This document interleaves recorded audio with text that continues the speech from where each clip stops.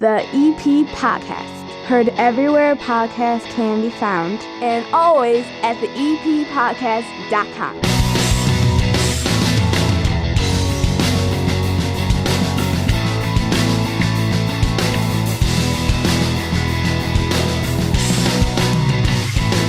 Belly on up to the 9-foot homemade oak bar. Pour yourself a cold one. My name is Chris. Her name is Hannah. This is the EP Podcast. 30 minutes of good for Evergreen Park. How was your weekend? It was good. I, got to go see some live music. My husband put a new band together, and they had their first gig, and it was kind of nice being out in a semi-crowded bar with people. What kind of music is he playing? They are a Joe Satriani cover band. So there's no singing in a Joe Satriani band. There's no singing in a Joe Satriani band. It's just a lot of guitar. A lot of really good guitar, a lot of really good bass, a lot of really good drum. And did he get a response for this? Like people come to see this? Oh, yeah. Well, are there big Joe Satriani fans? Apparently there are, because all the tables, you had to have reservations to book a table at the bar, and all right. 3 days before the show, they were booked on reservations. So that was a good sign. I think coming out of COVID is going to be the greatest thing ever for live musicians, because they're going to have to book things in advance, these bars, so that they can do all the separating and stuff like that. Yeah. So musicians are going to know exactly what they're getting paid. They're going to be able to show their value to the bar owner. I always hear from live musicians that they always just think we should just play for exposure and we shouldn't get paid. They're going to really get the show, who they bring in. I think it's going to be a big thing for them. Yeah, I mean, they were playing with a couple of other 80s covers bands. So, I mean, they opened. They were the first ones to go on, which is good for me because, I don't have to stay and wait for them to go on until midnight. So that was nice. But no, it was a good weekend. A little chilly outside, but I still got some yard work done. And yeah. There you go. This is the EP Podcast. It's brought to you by the First National Bank of Evergreen Park. Look, when the pandemic hit, a lot of local businesses needed some help. First National Bank of Evergreen Park jumped in with big help on Paycheck Protection Program loan applications, and their employees got 13 local Evergreen Park businesses more than $3 million in loans and saved more than 200 jobs right here in the EP. They can also make a difference for you. Personalized banking solutions you can rely on. Learn more at bankevergreenpark.com/4U, member FDIC, equal housing lender. We took a trip. You missed it. You were busy. All right. So Erica filled in for you, my lovely wife.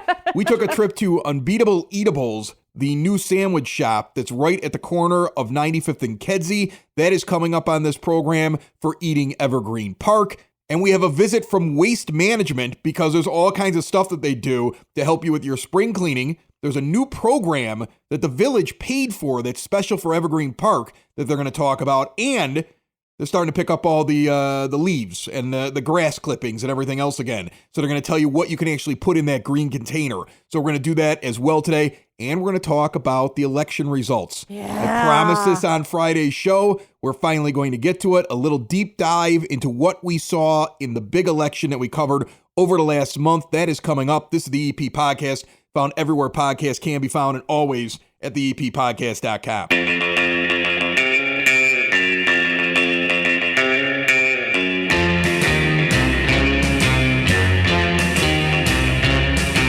It is now time for your EP Podcast Word on the Street, brought to you by Tom Walsh over at Edward Jones Financial. On the corner of 111th and Kedzie, Tom is right now trying to make that nest egg of mine grow. Maybe he can help you. Give him a call today, 773-779-0023. First off, 9700 block of Kedzie Avenue, a gentleman shot another person in his backyard. Afterwards, he called the Evergreen Park Police Department and reported it. Patrick Markham, 53 years old, has been charged with aggravated battery with a firearm, according to the patch, but states he shot the man in self-defense. At last report, the person shot, hospitalized in stable condition. Meanwhile, if you are listening to this show, that means it's at least April the 12th. And anybody 16 or over that lives in Evergreen Park or any other suburban area around here is now eligible to get their COVID-19 vaccine. The village has a ton of information on their website, places for you to go and get the vaccine. Walgreens is doing it, Jewel Asco's doing it, and there's links to county sites that will help you out. Plus, you have vaccinefinder.org. If you want more information from the village, go to evergreenpark-ill.com. That's your word on the street. This is the EP Podcast, found everywhere podcasts can be found, and always at the eppodcast.com. You've heard us talk about Cool Clouds Vapor Shop, local Evergreen Park business that helps people stop smoking. In fact, they've been around right here in Evergreen Park since 2014, and they are open and ready now to help smokers get off of cigarettes with a $30 starter kit. A wide range of devices are available. Try a different flavor or a nicotine strength. And right now they're offering curbside pickup, delivery, and shipping options. Cool Clouds also has a growing selection of CBD products and recreational cannabis accessories. First-time customers, mention the EP Podcast for 20% off your first purchase when you sign up for the rewards program. With gift certificates available, get one now for the smoker you want to get off cigarettes. Cool Clouds Vapor Shop, 3837 West 95th Street in Evergreen Park. Age verification is required, must be 21. Remember, quitting smoking is hard. Lucky for you, there's Cool Clouds Vapor Shop.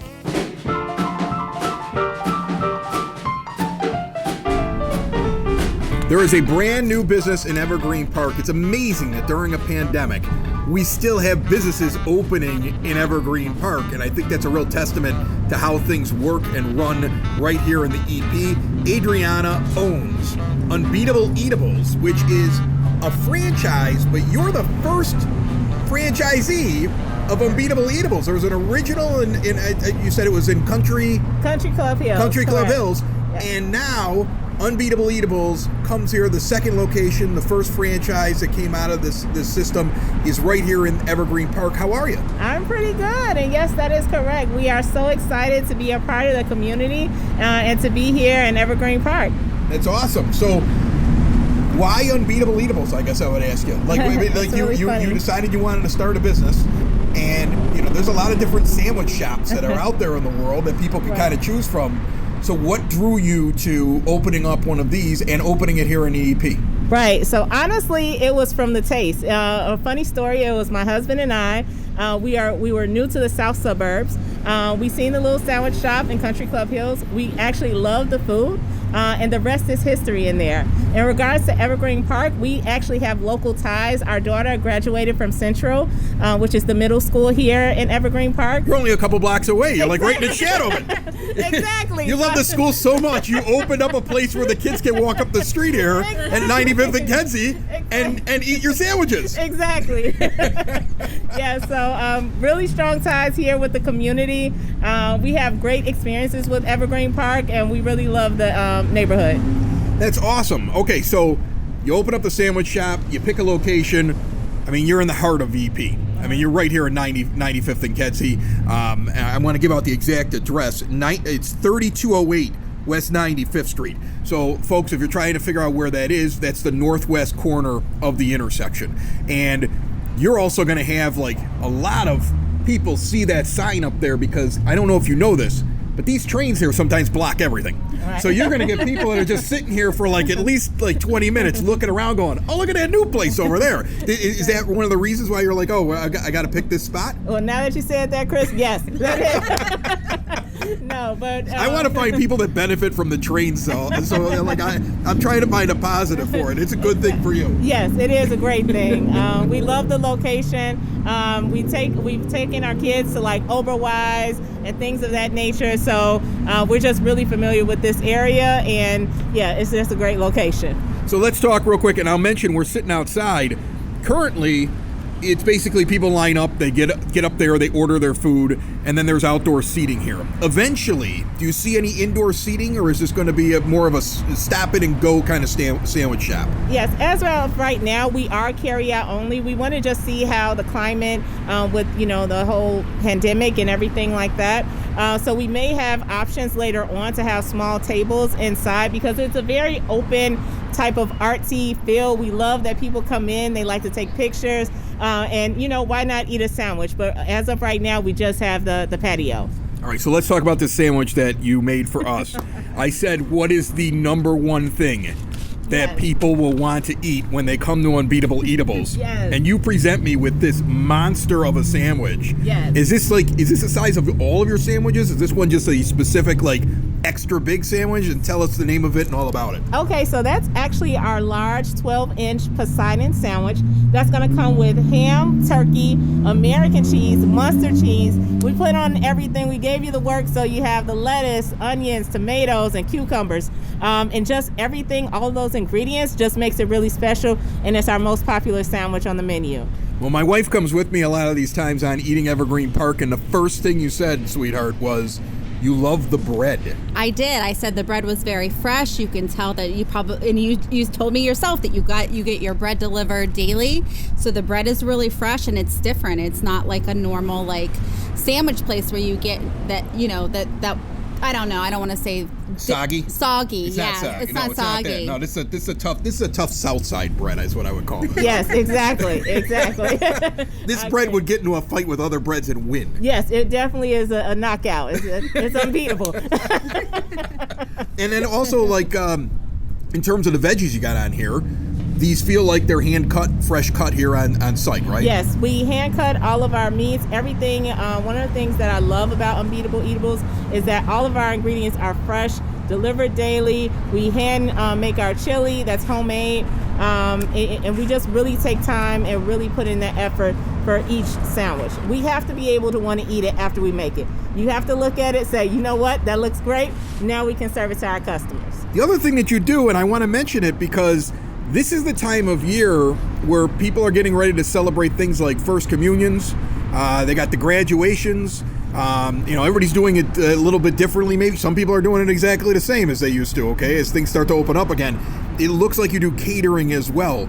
So this is another option for people that are looking for catering for a party. Yes, that is correct. With us only being open for 2 weeks so far, we had a great turnout for Easter with our catering platters. So we offer all types of platters from small to large to handling, 10 individuals all the way up to like 50 or 60 individuals. We have Italian beef. So if you want not just a sandwich, something hot as well, we do that as well. We serve that by the pan. And then also specialty cheeses and all of that great stuff and meats. Speaking of hot, you got chili here as well. I was surprised when I went to a sandwich shop that there was chili. Like your husband, that's your husband, right? Yes, He's like, try the chili. Like he acted like he made that chili and that was like a family recipe. Like he was very into me making sure I tried the chili. Tell me a little bit about that. So that was actually my first time making the chili. So it was a lot of pressure and it actually was a hit. So it's selling out with our chili, so yeah, that's why he wanted to put the pressure on.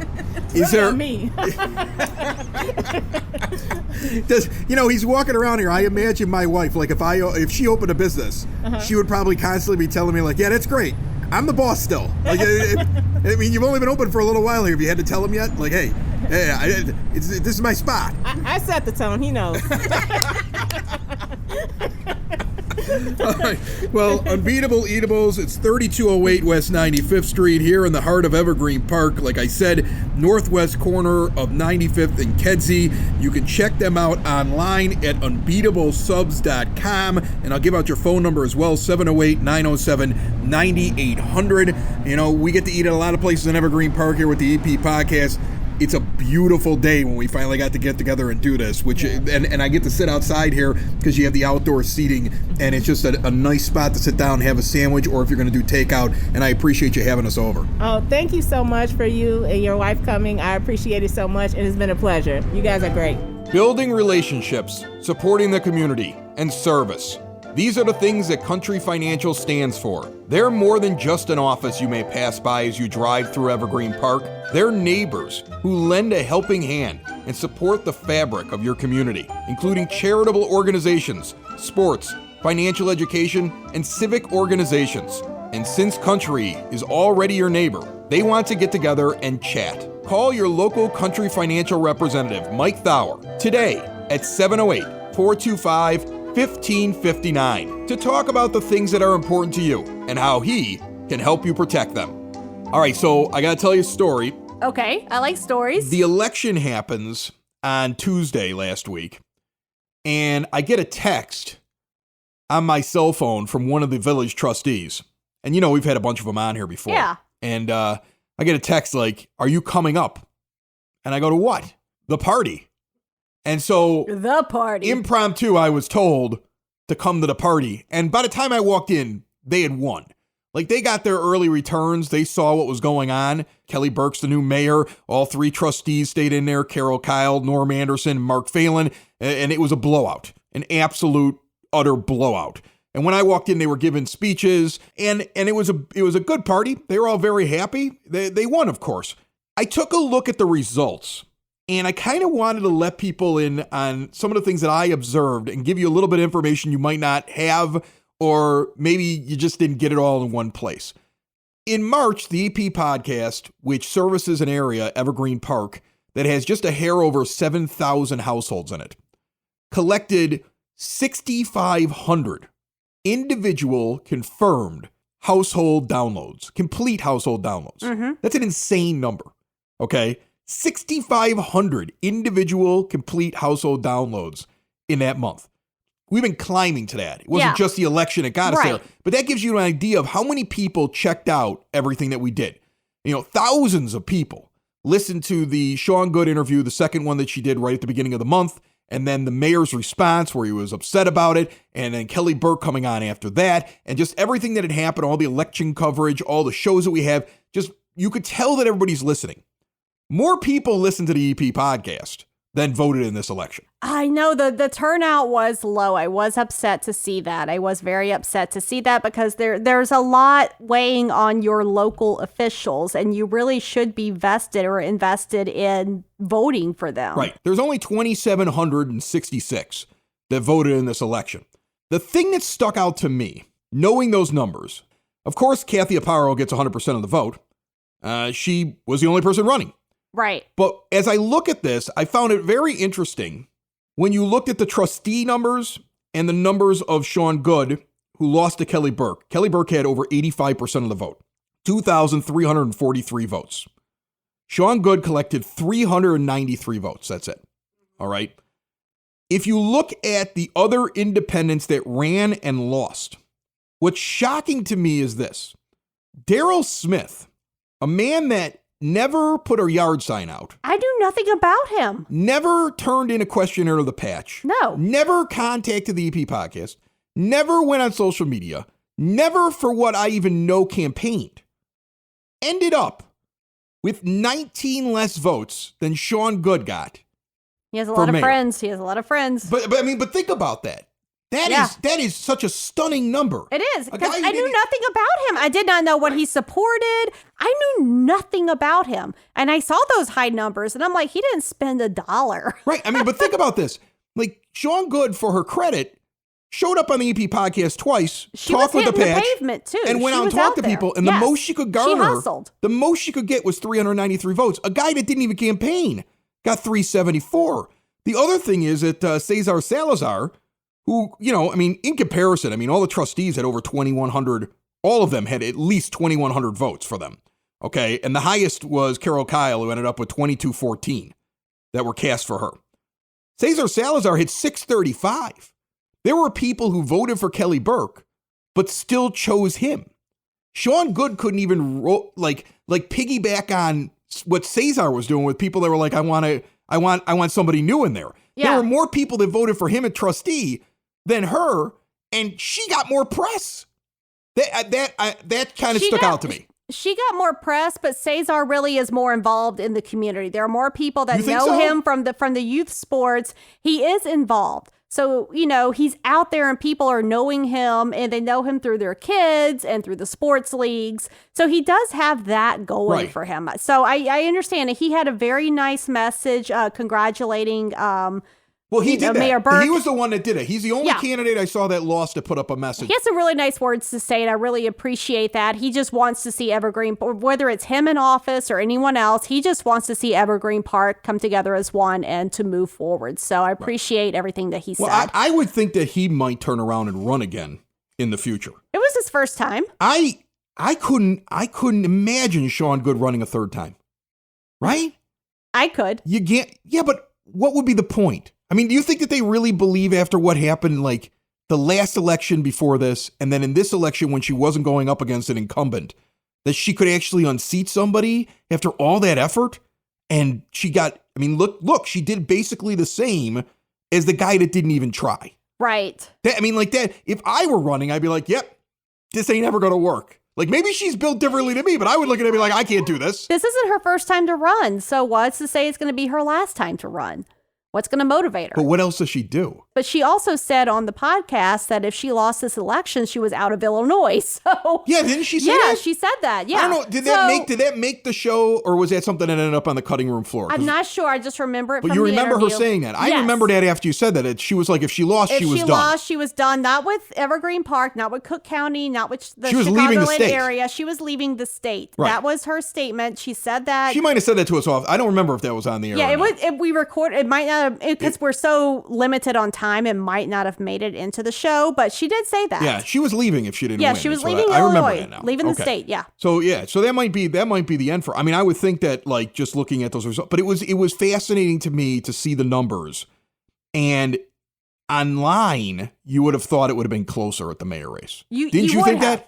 Did you think looking online this was going to be a much closer race? I was thinking because, like I said, she was hustling, she was hitting the pavement. You know, from what she said, she was knocking on doors. So you're thinking, if you're, basing everything on what she was telling us, that, wow, she's really getting out there. This might be a tight race if she's doing this much work. Right. But the results or the polls showed something completely different. Well, I always tell people that, like, sometimes you have a very vocal minority that yells about anything on the internet. They're louder. Who are very loud. They're louder, but they're not more prominent. No, and that was what this turned out to be. Yeah. And that's not to besmirch people that voted for her. I mean, look, there are 393 people that legitimately did the research and wanted, and went out and wanted to vote for her. But in comparison to the rest of the voting population, they were a small amount. They were less than 15% of those that went out and voted.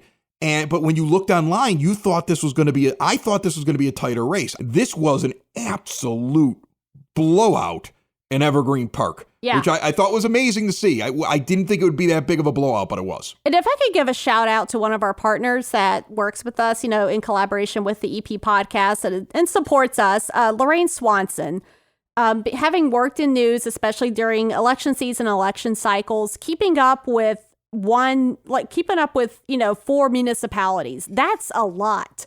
Yeah. For someone to keep up with. Lorraine, the amount of races that Lorraine not only kept up with, but was informed about and doing her regular work, with anything involving crime or the courts or any spot news or breaking news that happened. Really hats off to her because she's a one-man band and was pretty much hustling it out there. She was hustling. We don't work for the same company. I'm an independent thing from the Patch and vice versa. Right. But we've gotten along a lot, and I think we've helped each other a lot during this election. So those are the results. Kelly Burke is your new mayor. From what I understand, Congratulations. it becomes official at some point in mid-May. Once we know all the exact dates, I think we'll have a little farewell show for the mayor. All right. I'm gonna try to get him to, like, hey, Come to the bar. Once you're no longer mayor, come sit down at the bar and have your exit interview with the EP podcast, your exit right? interview. That's what I want. I want a Mayor Sexton exit interview on the EP podcast. 30 minutes with him sitting down here at the bar. I think it would be absolutely amazing. Imagine one day, out of nowhere, you need your car towed. Who are you going to call? You have no idea. Right, because none of us think about that until it actually happens. So I'm going to give you a name, Dreamers Towing and Recovery. Located in Evergreen Park, Illinois, they will tow your vehicle, locally or at a long distance, at a very affordable price. What happens when your car needs a jump start? Dreamers Towing and Recovery. What happens when you're locked out of your car? Dreamers Towing and Recovery. You got a junk car, you don't know how to get rid of it, and you just want to move along and get some cash? They buy your junk cars. Covering the EP and the surrounding south side of Chicago, Dreamers is there when you need them with 24-hour service. Call them 773-410-4549. 773-410-4549. Turn a sudden nightmare into a dream with Dreamers Towing and Recovery. Join us on the phone line right now from Waste Management. They pick up your garbage, and they also pick up your recycling, and they also now starting on April the 1st, have started picking up all of your lawn clippings. Vaughn Kirshner is on the line. Second time on the show. How are you, Vaughn? I'm doing well, Chris. Thanks for having me. Thank you for jumping on. Let's talk first about the fact that starting on April 1st, Evergreen Park residents able to get their lawn clippings, that big green thing that's been sitting along the side of their house or behind their house that they haven't used in a while. That's back in use now for them to throw things in there to be taken away. What can you actually put in there? Is it basically anything that's organic? I know that around like Halloween time, I always think to myself, can I throw in like the used pumpkins? Is it just branches and grass? Like, what do people throw in there? What can they not throw in there? Great question, Chris. And primarily, yard waste is defined as grass, leaves, small twigs or branches, those types of things. The occasional pumpkin around Halloween isn't going to be that big a deal, but the main focus is the grass, the leaves, and the small twigs and branches. So when you're saying small twigs and branches, that's another question I have for you that I have myself, and other people might have this same issue. I have an evergreen tree in Evergreen Park. And so every year I get a branch that just goes. These things, some of these trees are so old, they have like every year habitually, I got this one branch. I'm like, well, we're taking that off because there's two new ones growing next to it as the tree continues to get bigger. And so I go out there and I trim the tree and take off the dead branches. They can be a little big. When you're saying small twigs and stuff like that, what do I do with the big stuff? Do I have to break it down? Is that what you're looking for? Yeah, typically what we'll do is we can take these twigs and branches. They have to be in sections of 4 feet or less.